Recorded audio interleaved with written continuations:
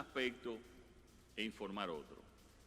Resaltar de que está estrictamente prohibido aceptar regalos, ya sea efectivo o en naturaleza,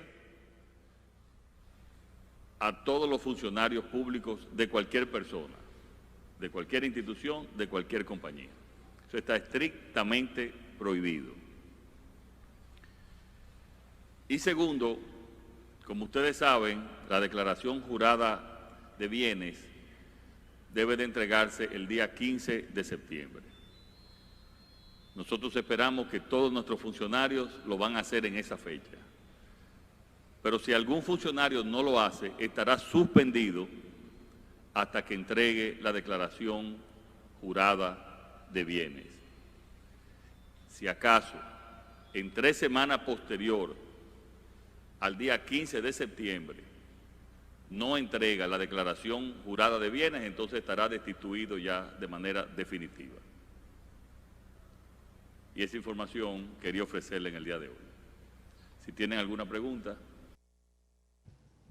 Bien, señores, ese fue un fragmento de una rueda de prensa que se ofreció el pasado jueves en el Palacio Nacional y quisimos resaltar esa advertencia plausible que ha hecho el presidente Luis Abinader para que todos los funcionarios entrantes cumplan con el requisito, con la obligación de entregar su declaración jurada de bienes.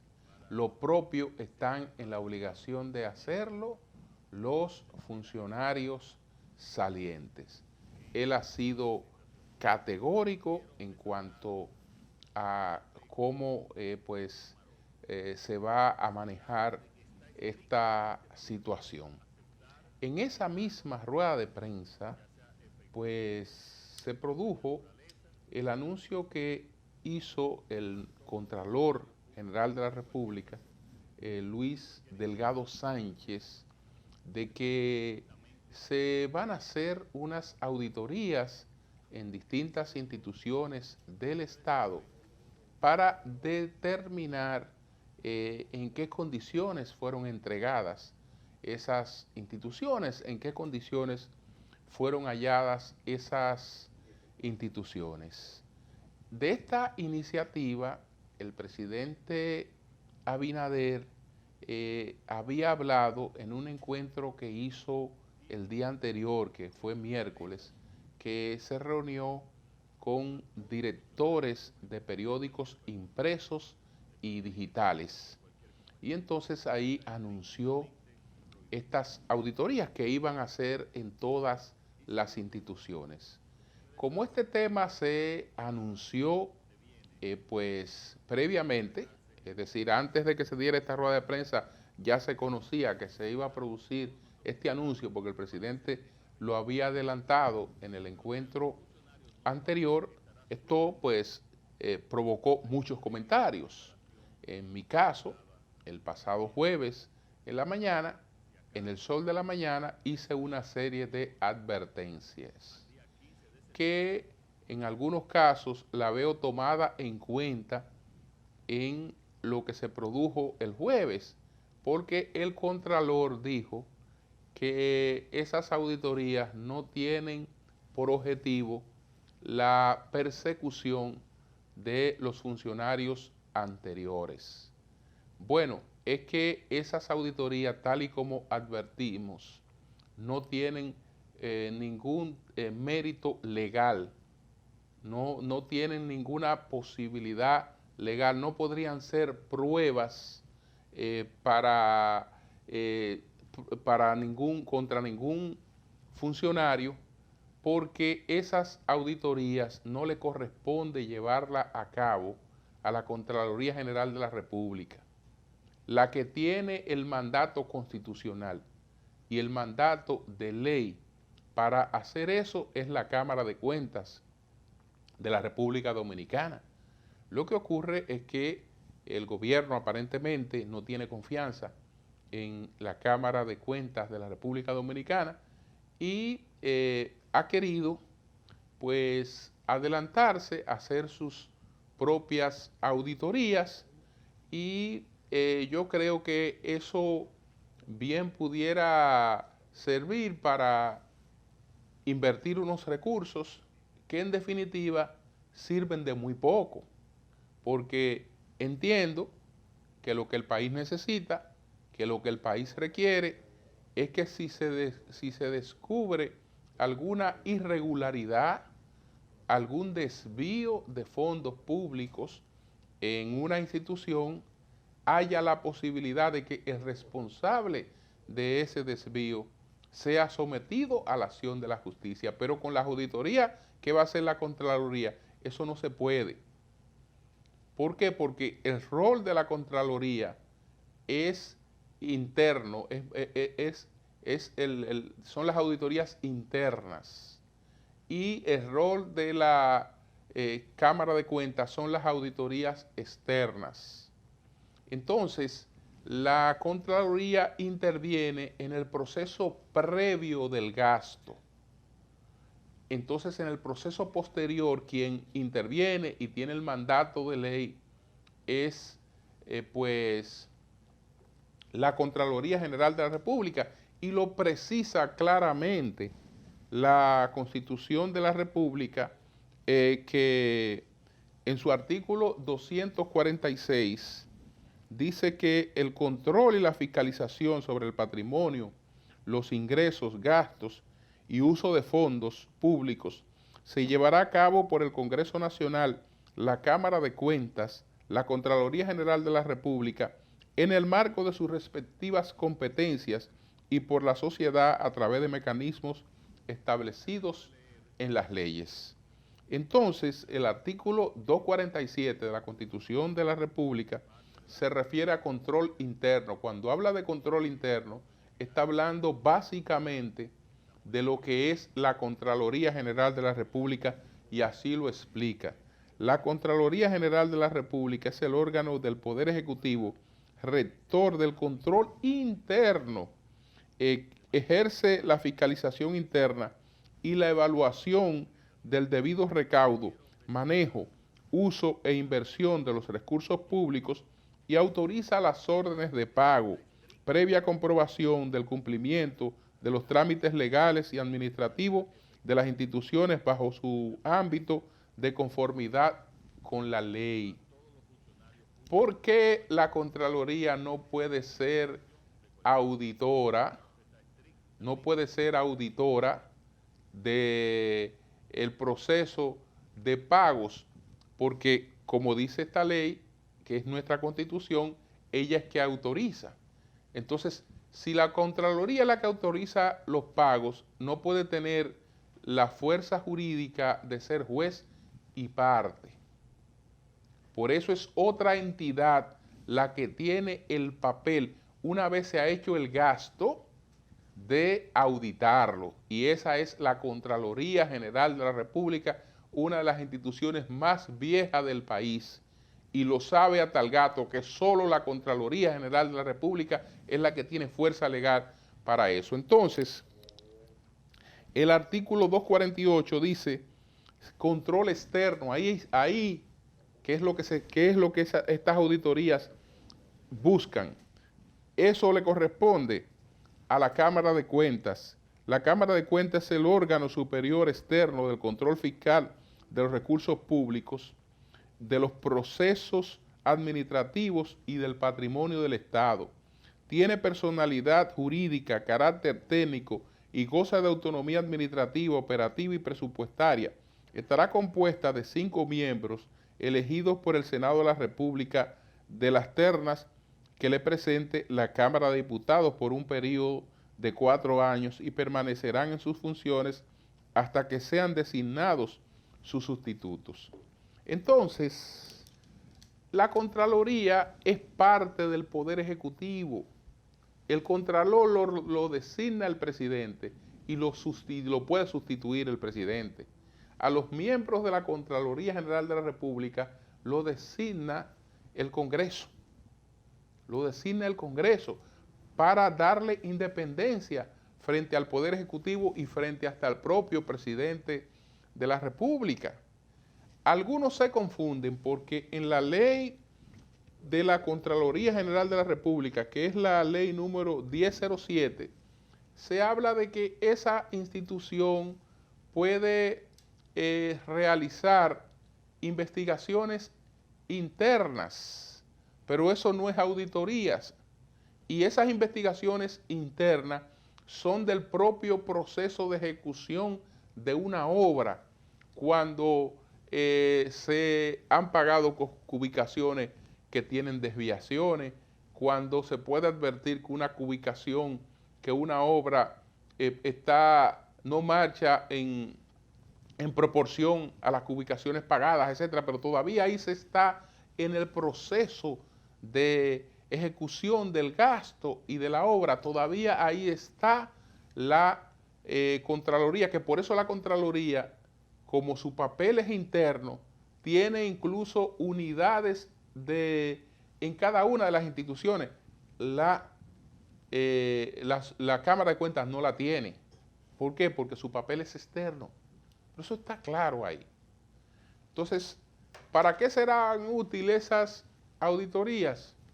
Bueno, tal vez si se quiere entretenimiento, propiciar algunos escándalos, porque eso no tiene la rigurosidad de una auditoría de la Cámara de Cuentas.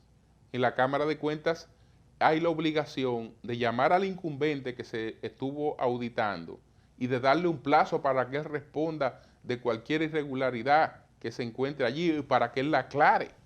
No es sencillamente ir a hacer el levantamiento, no. Los incumbentes tienen la posibilidad de aclarar cada una de las cosas, y si la aclararon, y punto. Entonces, esa es la situación, pero bueno, veremos a ver cuál es el objetivo realmente que hay detrás de esto, que por lo menos para perseguir la corrupción no sirve, porque lo que se levante en esas auditorías no tendrá ningún valor ante la justicia. Así es que vamos a una pausa, retornamos en breve.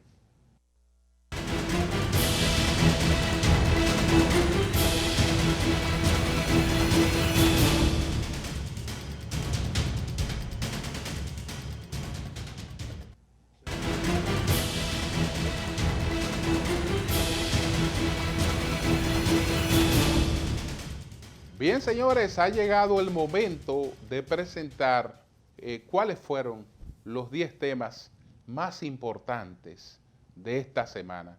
Adelante.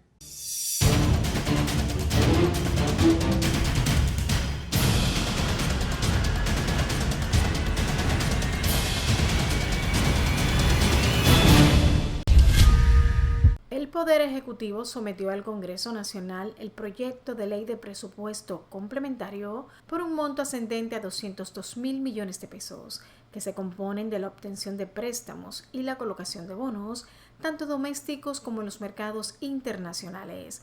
El proyecto incluye también un incremento en el total de gastos por un monto de 122.057 millones y aplicaciones financieras por 17.218 millones de pesos.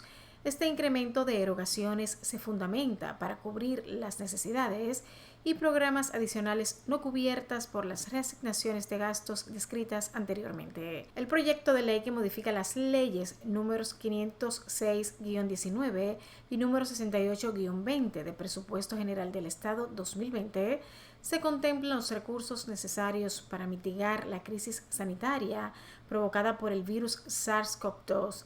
Incluye los incentivos otorgados por labor humanitaria, así como la continuidad hasta el mes de diciembre de 2020 de los programas de asistencia social.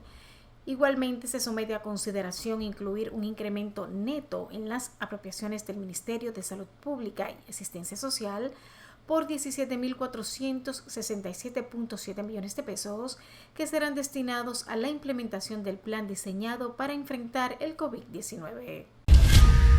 La docencia del año escolar 2020-2021 con la modalidad virtual comenzará el 2 de noviembre y para salvar el curso y garantizar la educación a más de 2.8 millones de estudiantes, el gobierno invertirá 27.000 millones de pesos para dotar de equipos tecnológicos a los alumnos y profesores y la conectividad para los hogares. El anuncio de la inversión lo hicieron el presidente Luis Abinader y el ministro de Educación Roberto Fulcar durante la presentación del Plan para Salvar el Año 2020-2021 realizada en el Salón Las Cariátides del Palacio Nacional. Además, el mandatario dijo que se invertirán 3.000 millones en el acondicionamiento de la planta física de las escuelas para el retorno escalonado a la normalidad, lo que haría un monto adicional de 30.000 millones en equipos y reacondicionamiento de los centros educativos.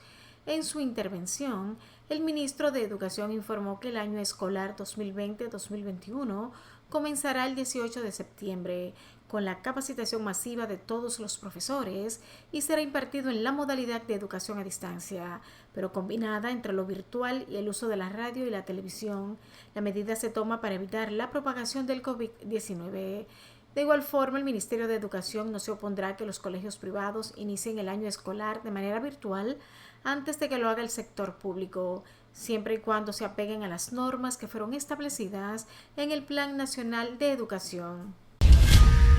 El gobierno presentó el Plan de Recuperación Responsable del Sector Turismo, con el que busca devolver la hegemonía de uno de los sectores más productivos de la República Dominicana. El presidente Luis Abinader y el ministro de Turismo, David Collado, expusieron el plan, que consiste en 4 ejes: gobernanza, gestión de riesgo, comunicación y apoyo económico al sector privado.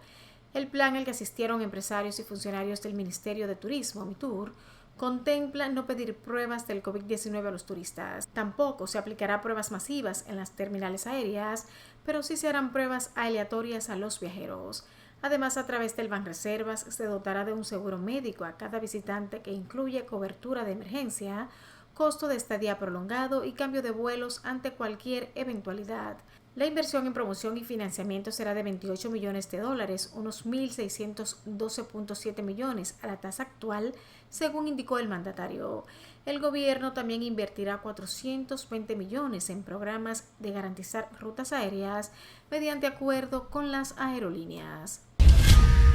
El presidente de la República, Luis Abinader, informó que hizo un depósito de 234 millones de pesos a la Universidad Autónoma de Santo Domingo, UAS, para garantizar la docencia de manera virtual. Abinader informó que de los 234 millones de pesos, 124 millones serían para el Laboratorio de Ciencias Médicas, 26 para laboratorios de ciencias básicas, 56 para laboratorios de circulación, ingeniería y arquitectura, 7 para laboratorios de simulación de negocios. Se pagarán también las licencias de mantenimiento de plataformas tecnológicas, que contempla la habilitación de 12.350 aulas virtuales por un monto de 10 millones de pesos, y se habilitarán también 18 salas digitales para el apoyo de la licencia virtual con una inversión de 9 millones de pesos. El presidente Luis Abinader designó mediante el decreto 333-20 a los 7 procuradores adjuntos que trabajarán junto a Miriam Germán en la Procuraduría General de la República, según lo establece la Ley Orgánica del Ministerio Público número 133-11. Se trata de Rafael Suárez, Edwin Acosta, Emilio Rodríguez, Jenny Berenice Reynoso, Mártires Cirilo Quiñones, Armi Esperanza Ferreira y María Ramos. Víctor Rodríguez fue designado como Procurador General Administrativo. En tanto, la Procuradora General de la República, Miriam Germán Brito, nombró los 7 procuradores adjuntos que la acompañarán en su gestión en la Procuraduría General. Mediante la resolución 011, Germán Brito ratificó a 2 adjuntos, nombró a 2 que fueron destituidos por el presidente de la República y nombró a otros 3 nuevos. Los nuevos adjuntos son Wilson Camacho Peralta, Juan Medina de los Santos y Pedro Amador Espinosa, en tanto que ratificó a Fernando Quesada García y Ana María Burgos, Rodolfo Espiñeira Ceballos y Andrés María Chala Velázquez, quienes fueron destituidos mediante el decreto 382-20 del Poder Ejecutivo, ahora fueron designados por Germán Brito como primer y segundo sustituto de la Procuradora. Mientras tanto, la Procuradora de la Corte de Apelación, Carmen Alardo Peña, denunció que la resolución emitida por la Procuradora General, que designan como procuradores adjuntos a Wilson Manuel Camacho, Juan Medina de los Santos y Pedro Amador Espinosa, es violatoria al Estatuto del Ministerio Público, porque ninguno cumple con los requisitos para ostentar la posición. En un documento enviado a los medios de comunicación, Alardo Peña también alerta que la designación de Jenny Berenice Reynoso como procuradora adjunta tiene valor porque fue nombrada por decreto del presidente, pero ella tampoco cumple con los requisitos para la posición. En el documento titulado Apelando al alto sentido de justicia de la magistrada Miriam Germán Brito, Alardo Peña dice que la procuradora fue sorprendida en su buena fe al recomendarle magistrados sin cumplir con los requisitos legales para ser escogidos como procuradores generales adjuntos. Se entregó a las autoridades el hombre que lanzó 2 vasos de café caliente a una joven en una estación de gasolina en un hecho ocurrido el pasado 14 de agosto. Yaciel Morel llegó al Palacio de Justicia acompañado por su abogado José Rafael Ariza sin emitir ninguna declaración. Morel podría ser sometido por violencia de género, golpe y herida en perjuicio de la empleada Raiza Vázquez y por intento de robo a la empresa. Yaciel Morel fue despedido como administrador de la Academia de los Nacionales de Washington en Boca Chica al conocerse de la agresión a la empleada a través de un video colgado en las redes sociales. De su lado, el abogado Félix Portes, quien representa a Raiza Vázquez, presentó ante la Fiscalía del Distrito Nacional una querella con constitución en actor civil en procura de una indemnización por el monto de 6 millones de pesos. En su solicitud, el abogado de la querellante solicita que además del encarcelamiento por la agresión, Morel Tejeda sea condenado al pago de la indemnización por los daños materiales y morales derivados de la actuación delictiva. Cientos de miembros del Partido Revolucionario Moderno en todo el país están exigiendo la cuota de empleos que le toca, porque a declaraciones de los militantes afirman que trabajaron para que el PRM llegue al poder. Una reunión entre autoridades de la ahora oficialista PRM para resolver situaciones relacionadas a empleos terminó en una trifulca en la cual resultó golpeado Alberto Polanco, exalcalde del municipio de Laguna Salada, quien debió ser recluido en un centro médico. Polanco, identificado como presidente del PRM en el municipio de Laguna Salada, habría sido golpeado por Luis Rafael Valdés. El pleito se habría originado en un encuentro encabezado por las principales autoridades del partido de Mao y Laguna Salada, que componen lo que se conoce como la Comisión de Empleos. Otros que hicieron un piquete frente a la gobernación fueron los PRMistas de la provincia del Ceibo, donde reclamaban nombramientos. Los activistas le pedían al presidente Luis Abinader que designe a la gobernadora civil en esa comunidad. Esta situación está sucediendo en otros pueblos, como Barahona, donde los PRMistas quemaron gomas exigiendo empleos, así también en el municipio de Guerra, en Los Alcarrizos, así como en los diferentes ministerios y direcciones. La Dirección General de Aduanas informó que se incautó la suma de $2.174.750, equivalente a más de 126 millones de pesos, durante un operativo realizado en el puerto de Jaina Oriental. El Departamento de Inteligencia de la DGA realizó la incautación en coordinación con el Ministerio Público y la Dirección Nacional de Control de Drogas, DNCD. El dinero fue ingresado a la República Dominicana en 3 bocinas, enviadas por 3 personas con diferentes domicilios. Estaban repartidos de la siguiente manera: $790,000, $264,000 y $1.120.320 De acuerdo con la documentación suministrada por los organismos actuantes, el contenedor traía, entre otras cosas, caja de artículos del hogar usados. El cantante de música urbana Don Miguelo fue arrestado la tarde del pasado lunes en la ciudad de San Francisco de Macorís por publicar videos de menores de edad bailando el challenge de su canción Y que fue a través de sus redes sociales. El arresto de Don Miguelo se produjo varias horas después de que fuera interrogado por el Ministerio Público en torno a las fílmicas donde involucra a menores. Previo a su arresto, Don Miguelo dijo que publicó los audiovisuales, ya que contaba con el consentimiento de los padres y madres de las adolescentes que figuran en los mismos. El Ministerio Público está solicitando contra el artista 3 meses de prisión preventiva. Los artículos que habría violado Don Miguelo con su accionar es sobre la Ley 136-03 o Código del Menor, en su artículo 26 de Derecho a la Protección de la Imagen y el artículo 11 que sanciona por fotografiar, filmar o publicar a menores. Tras la controversia con el cantante de música urbana Don Miguelo, la influencer Mami Jordan La Para 23 es la nueva protagonista de la indignación colectiva en redes sociales, por la forma inadecuada que muestra en un live bailando con su hijo menor de edad. El video donde se observa al niño en ropa interior fue transmitido en vivo por Facebook en la cuenta de su madre. De acuerdo a expertos del derecho, el contenido de esta transmisión en vivo es violatorio de los artículos 333 de agresión sexual, 331 de incesto y del artículo 26 de derecho a la protección de la imagen del Código Procesal Penal, así como también viola el artículo 396 de la Ley 136-03 referente al abuso psicológico y sexual de la persona menor de edad. Finalmente, el presidente de Estados Unidos, Donald Trump, fue confirmado el pasado lunes formalmente como candidato republicano a las elecciones del próximo 3 de noviembre. En la votación de los delegados durante la convención del partido, inaugurada en Charlotte, Carolina del Norte, el presidente se garantizó los apoyos suficientes de 1.276 para confirmar su nominación antes del final de la votación, justo después de que los representantes de Nevada le dieran sus 25 votos y sobrepasaran ese número.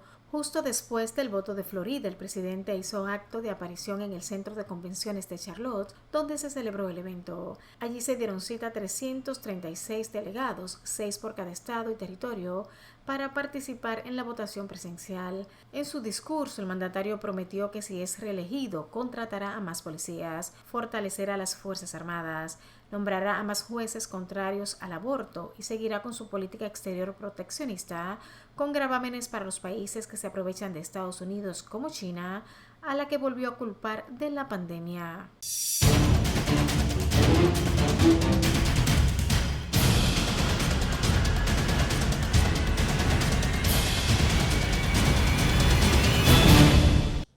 Bien, señores, vamos a una pausa. Retornamos en breve.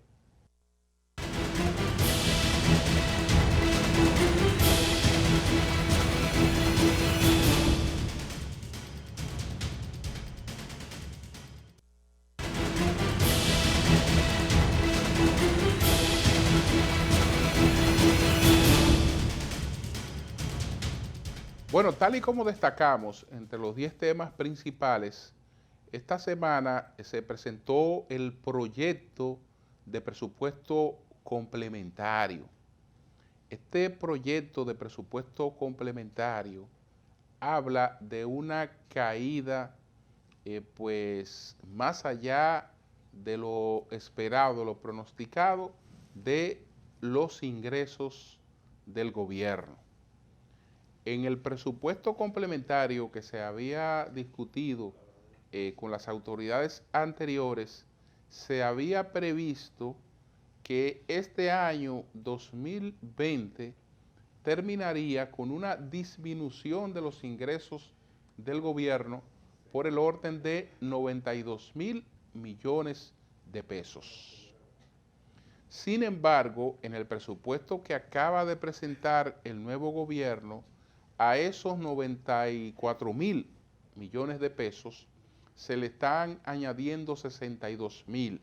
Entonces se está planteando que la pérdida de ingresos por motivo de la paralización económica que se ha creado con el COVID-19 es de unos 156.000 millones de pesos. Pero además de que hemos perdido ingresos, entonces tenemos un incremento de gasto por una serie de actividades que el gobierno tiene que financiar. Por ejemplo, el gobierno está procurando 88.000 millones de pesos para poder mantener las ayudas sociales. Está procurando 17.000 millones de pesos para incrementar el presupuesto de salud.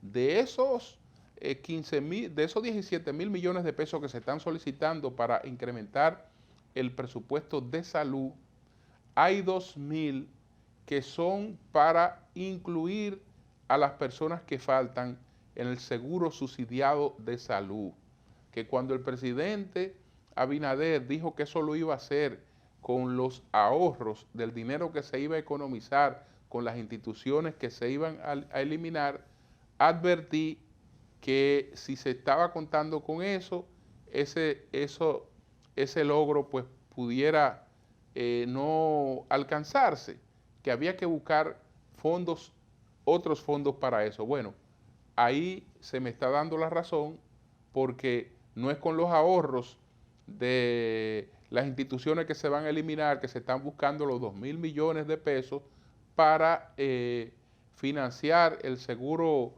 subsidiado a las personas que faltan, que el presidente ha hablado de 2 millones, sino que se está buscando ahora con el presupuesto complementario, que entre disminución de ingresos y incremento de gasto, nos está hablando de una necesidad de financiamiento por el orden de los 3.000 millones de dólares, que habremos de buscarlo con emisiones de bonos en un momento muy difícil de la economía mundial. Eso puede tener un costo más elevado que las otras colocaciones de bonos que ha hecho el país.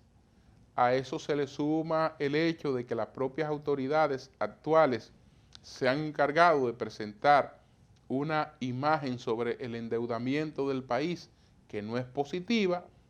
Entonces eso también puede influir en la calificación de riesgo del país y tal vez llevarnos a tener que conseguir este financiamiento un poco más caro. Todo plantea un panorama en términos económicos desafiante, difícil, porque por otra parte hay cerca de 1 millón de personas con sus trabajos en el aire, y entonces toda una situación que se puede ir tornando cada vez más precaria, más desesperante, y entonces tendremos que estar muy pendientes para abordar todo este proceso con suma madurez. Este presupuesto estoy seguro que se va a apoyar, todos los partidos lo van a apoyar, se va a aprobar, pero de todas maneras deja la pregunta abierta: ¿dónde vamos a financiar? ¿Cómo vamos a financiar ese presupuesto? Porque eso tenemos que buscarlo, y nada más hay una manera de conseguirlo, que es prestado, incrementando el mismo endeudamiento que se había satanizado, pero no hay de otra. Así es que vamos a hacer una pausa, retornamos en breve.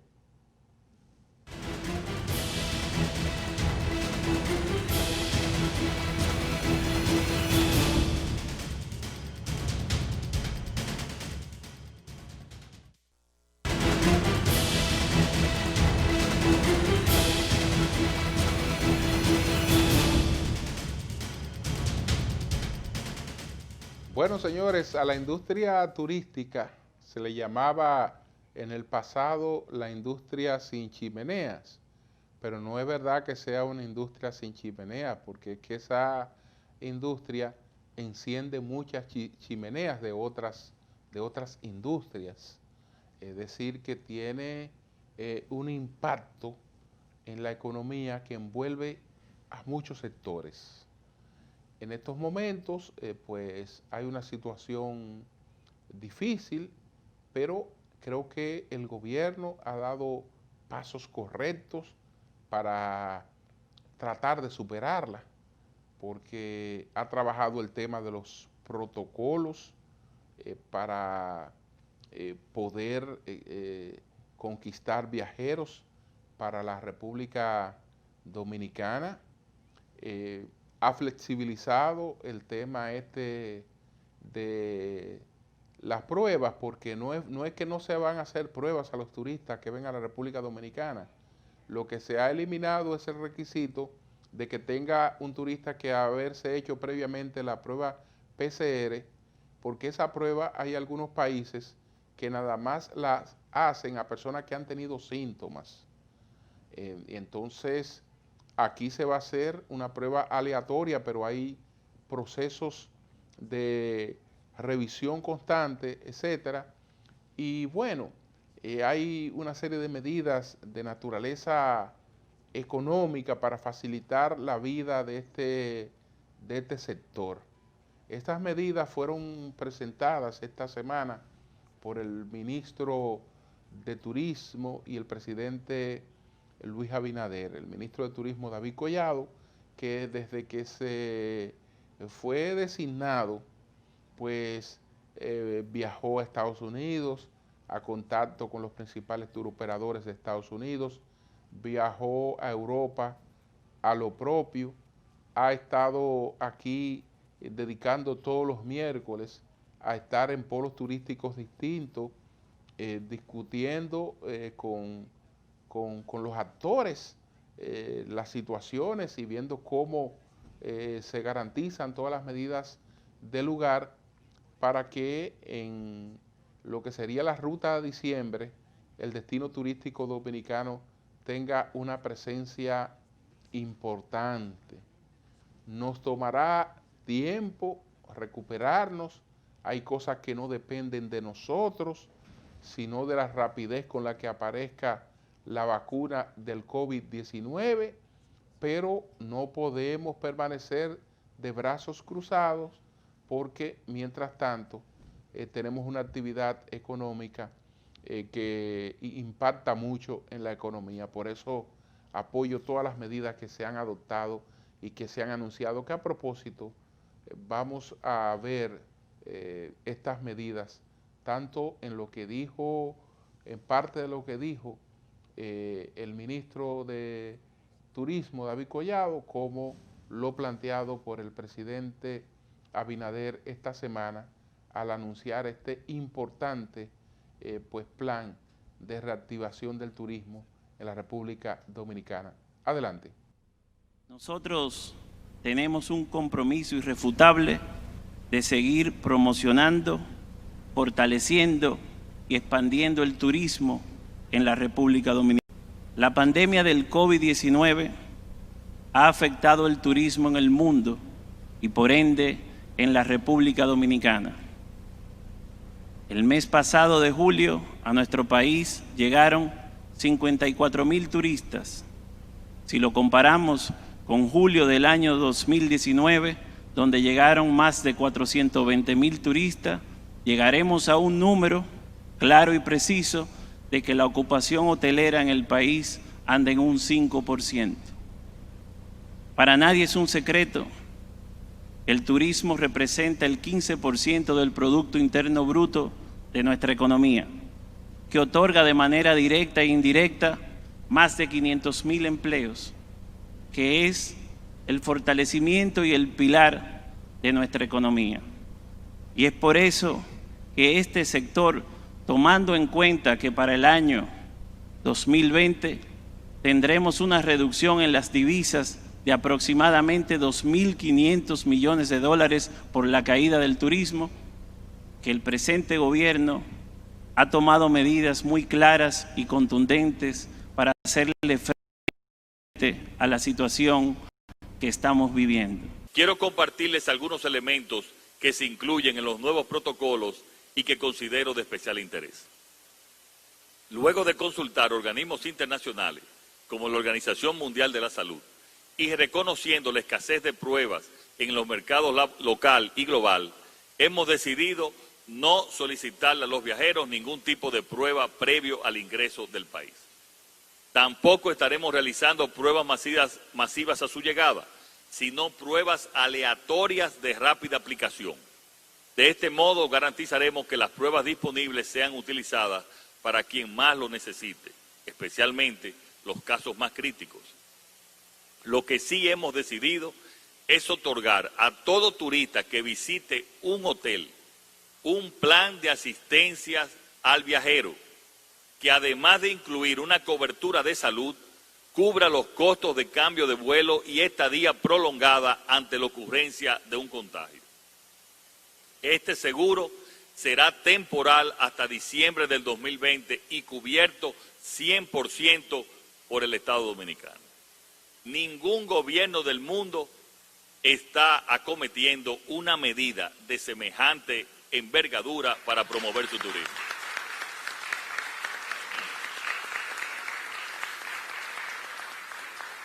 los turistas que vengan a la República Dominicana estará garantizada su salud y también con una infraestructura hospitalaria excelente, tanto en Punta Cana como en Puerto Plata, y también la estableceremos en Samaná y en los demás polos turísticos. En paralelo, se hace crucial implementar lo que se conoce como burbuja sanitaria. Esta burbuja consiste en la creación de un protocolo sólido de manejo de los casos positivos y los familiares del paciente.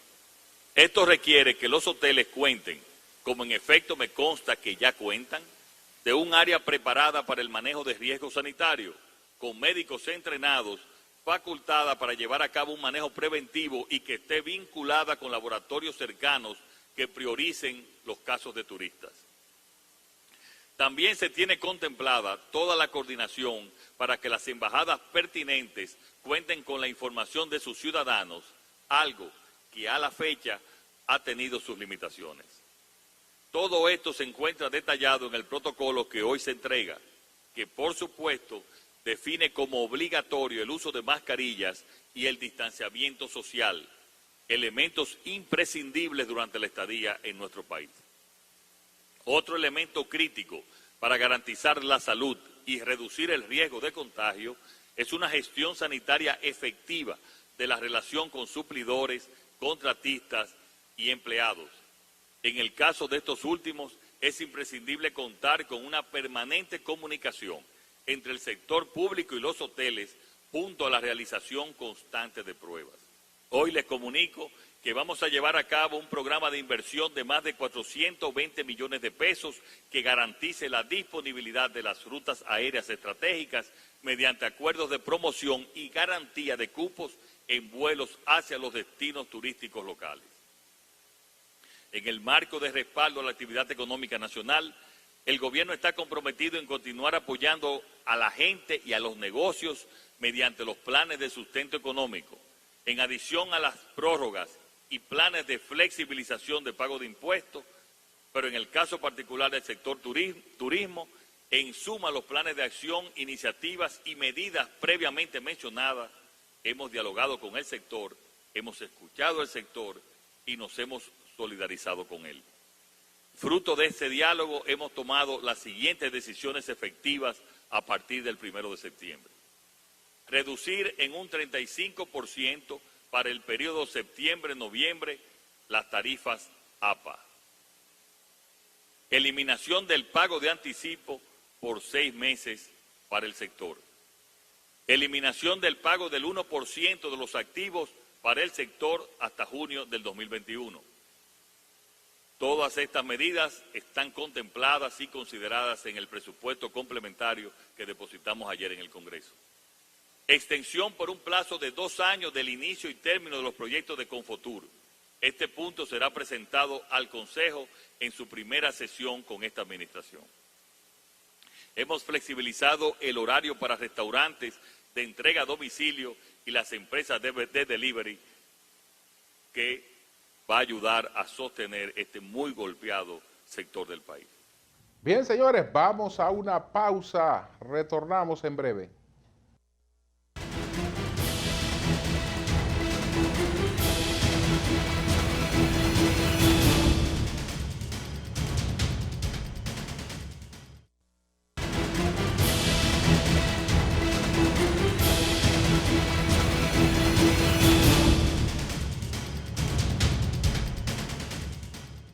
Bueno, señores, otro anuncio importante fue el del año escolar. ¿Cómo se va a abordar el año escolar en esta situación que estamos viviendo? Entonces, se estableció, como ya lo presentamos en las 10 principales, que el día 2 de noviembre arranca todo el año escolar en sentido general, pero las entidades que estén preparadas para hacerlo antes se le va a permitir, tanto a los colegios como a las escuelas que estuvieran preparadas para hacerlo antes. Viene primero todo un proceso previo de formación, y creo que la medida a muchos no le agrada, pero no podemos, por el hecho de que se vaya a perder una parte del año o que una parte no pueda arrancar, que se pierda todo. No, no, no, no, no. Que lo que va adelante vaya delante, porque tendríamos que caminar al ritmo de lo que va adelante. No, no podemos perderlo todo. No podemos perderlo todo en esta coyuntura. Entonces, ya las autoridades anunciaron, habrá una inversión de unos 30.000 millones de pesos para el año escolar, 27.000 para compra de equipos, 3.000 millones para la planta física. Las autoridades no fueron muy claras en cuanto a la cantidad de equipos que encontraron una cantidad de equipos, no fueron claras al explicar eso, pero me imagino que tomarán todo eso en cuenta a la hora de hacer su programación. Por otra parte, señores, estamos viviendo una situación que hay que atencionarla en relación con lo que está pasando en Haití. Haití está gobernada en estos momentos por decreto desde hace un tiempo, porque perimió desde el día 13 de enero el Congreso. Entonces el presidente se ha quedado gobernando por decreto. Había que hacer las elecciones para escoger a los nuevos congresistas en octubre, no se pudieron hacer porque hubo revueltas sociales en Haití. En julio había que hacer las elecciones municipales, no se hicieron porque había revueltas en Haití. Entonces lo que hay es un presidente resolviéndolo todo por decreto, hasta haciendo leyes por decreto en un país que tiene un grado de inestabilidad con el que ha permanecido siempre. Esta semana la Embajada de los Estados Unidos en Haití le tuvo que advertir al presidente Moïse que ya dejara de estar emitiendo tantos decretos y usara esa capacidad resolutiva que está usando en eso, en ponerse a organizar unas elecciones para ver si en ese país se restablece un poco la gobernabilidad y se le da mayor legitimidad a las instituciones democráticas y puede ese país por fin empezar a caminar en otro sendero. Ojalá, señores, que así sea. Entonces, gracias a todos. Si Dios quiere, nos vemos el próximo domingo en otra entrega de Toque Final. Buenas noches.